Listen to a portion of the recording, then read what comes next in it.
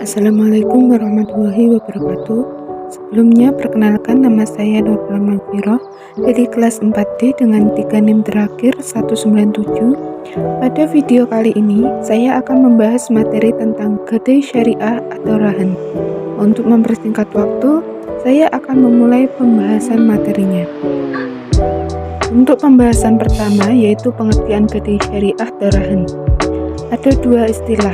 Yang pertama, istilah bahasa Arab. Gadai diistilahkan dengan rahan dan dapat juga dinamakan al-habsu. Yang kedua, istilah etimologi. Al-habsu berarti penahanan terhadap suatu barang dengan hak sehingga dapat dijadikan sebagai pembayaran dari barang tersebut. Sedangkan pengertian rahan menurut para ahli atau menurut Sabit, rahan adalah menjadi barang yang mempunyai nilai harta menurut pandangan syarak sebagai jaminan hutang, hingga orang yang bersangkutan boleh mengambil hutang atau bisa mengambil sebagian manfaat barang itu. Yang kedua, menurut para ahli yaitu menurut Ibnu Humadah, rahan dalam kitab Al-Mughni adalah harta yang dijadikan sebagai sebuah jaminan dalam utang agar pihak memberi utang bisa menjual harta tersebut ketika orang yang berhutang tidak bisa membayar utang tersebut. Jadi, kesimpulan dari pengertian rahan menurut para ahli yaitu rahan adalah menahan harta salah satu si pemilik peminjam sebagai jaminan atas pinjaman yang diterimanya. Selanjutnya yaitu dasar hukum gadai syariah atau rahan. Yang pertama, menurut Al-Quran, jika kamu dalam perjalanan dan bermuamalah tidak secara tunai, sedang kamu memperoleh seorang penulis, maka hendaklah ada barang tanggungan yang dipegang oleh yang berpiutang. Akan tetapi, jika sebagian kamu mempercayai sebagian yang lain, maka hendaklah yang dipercaya itu menunaikan amanatnya atau utangnya. Dan hendaklah ia bertakwa kepada Allah Tuhannya, dan janganlah kamu para saksi menyembunyikan persaksian. Dan barang siapa yang menyembunyikan, maka sesungguhnya ia adalah orang yang berdosa hatinya. Dan Allah Maha mengetahui apa yang kamu kerjakan. Quran Surat Al-Baqarah ayat 283. Selanjutnya yang kedua, menurut Al-Sunnah dari Aisyah radhiyallahu anhu bahwa sesungguhnya Nabi SAW pernah membeli makanan dari seorang Yahudi secara bertempo, sedang Nabi SAW menggadaikan sebuah baju besi kepada Yahudi itu. Hadis riwayat Bukhari dan Muslim. Dan dasar hukum gadai syariah yang ketiga yaitu ijtihad.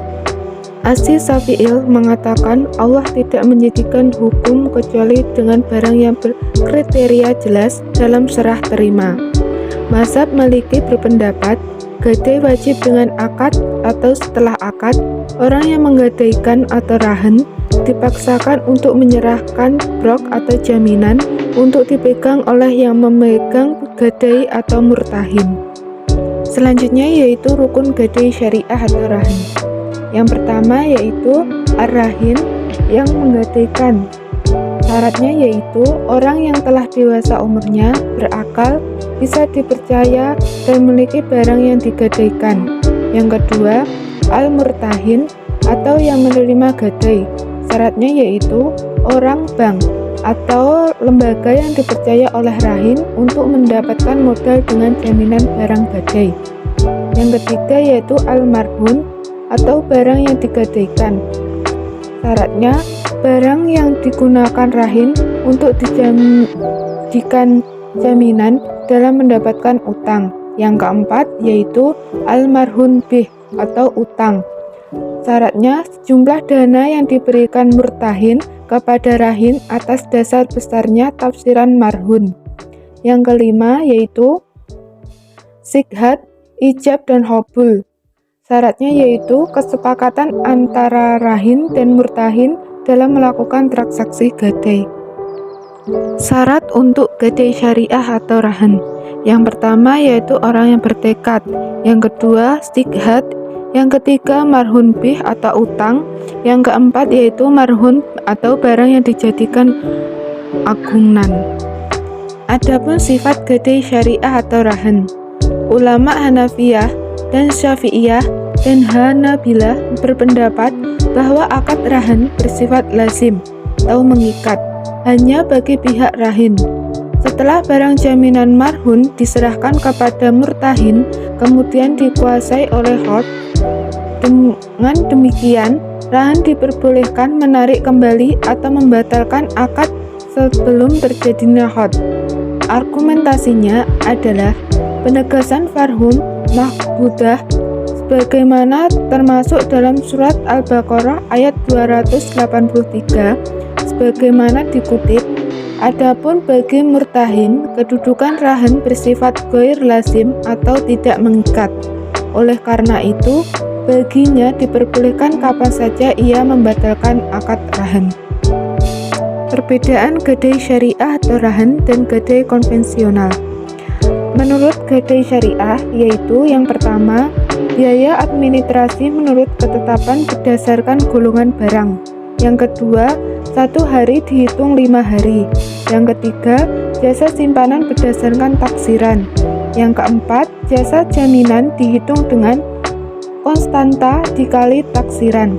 Yang kelima yaitu uang kelebihan atau UK sama dengan hasil penjualan dikurangi uang pinjaman ditambah jasa penitipan ditambah biaya penjualan. Sedangkan menurut konvensional, yang pertama yaitu biaya administrasi, yang kedua menurut protensasi berdasarkan golongan barang, yang ketiga yaitu 1 hari dihitung 15 hari, dan yang keempat yaitu sewa modal berdasarkan uang pinjaman.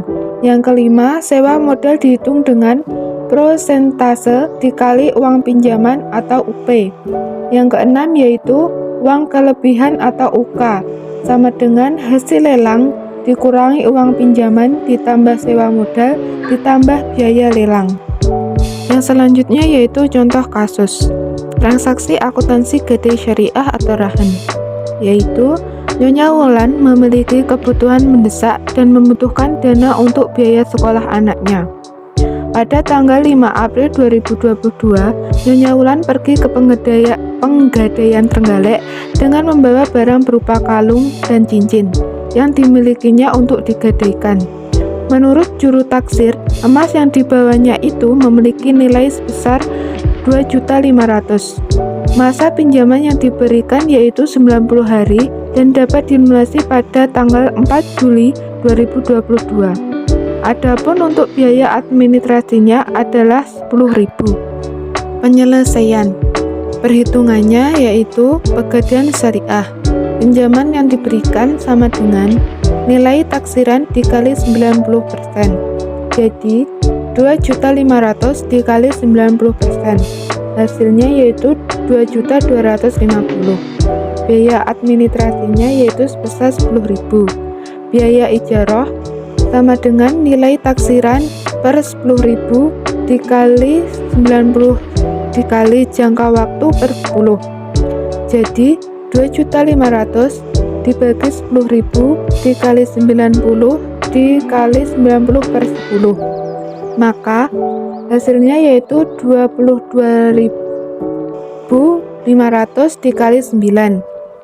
Hasilnya 182.250.